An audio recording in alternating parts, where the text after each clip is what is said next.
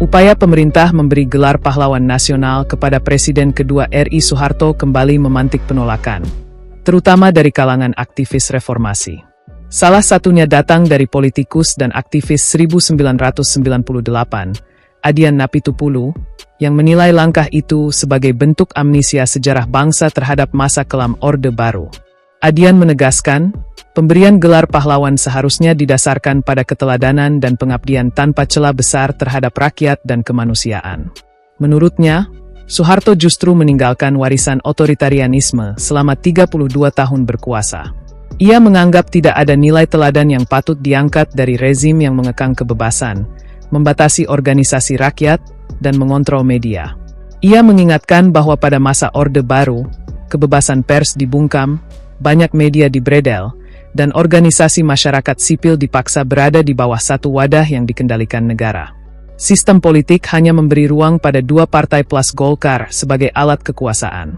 Kondisi ini, menurutnya, meniadakan ruang demokrasi yang menjadi fondasi kemerdekaan Indonesia. Adian juga menilai klaim pembangunan ekonomi era Soeharto tidak cukup menjadi dasar pemberian gelar pahlawan. Menurutnya, pembangunan fisik bisa dilakukan siapapun yang berkuasa, tetapi cara mencapainya penting untuk dievaluasi.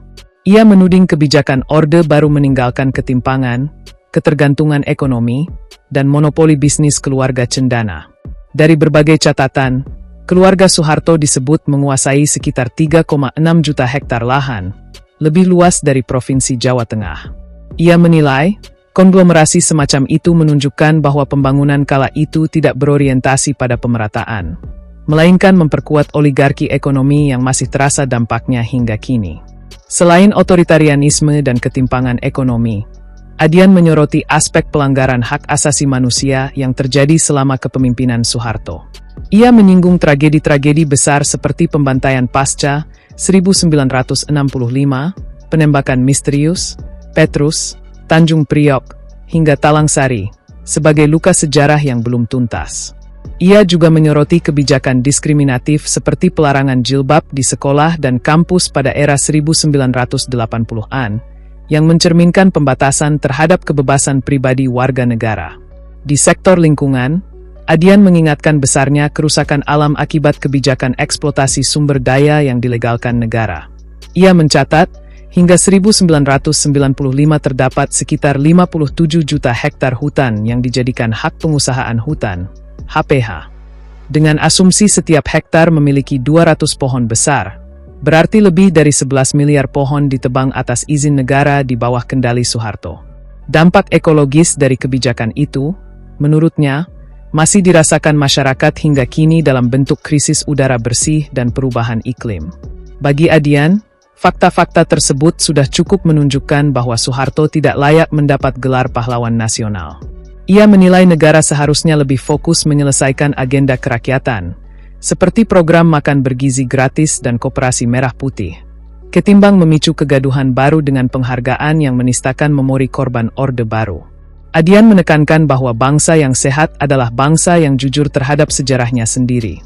Memberi gelar pahlawan kepada tokoh yang meninggalkan warisan represi dan kerusakan, menurutnya, hanya akan melukai rasa keadilan generasi reformasi dan para korban. Sementara itu, pemerintah menilai Soeharto memenuhi seluruh kriteria administratif untuk menjadi pahlawan nasional. Ketua Dewan Gelar, Tanda Jasa, dan Tanda Kehormatan, GTK, yang juga Menteri Kebudayaan, Fadli Zon, menyatakan seluruh calon, termasuk Soeharto, telah melalui proses seleksi berjenjang dari tingkat kabupaten hingga nasional.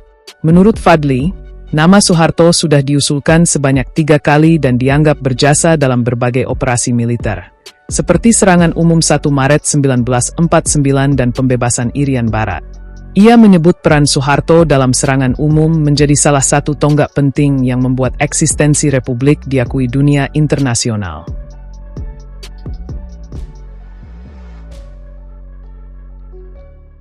Download Tribun X sekarang, menghadirkan lokal menjadi Indonesia.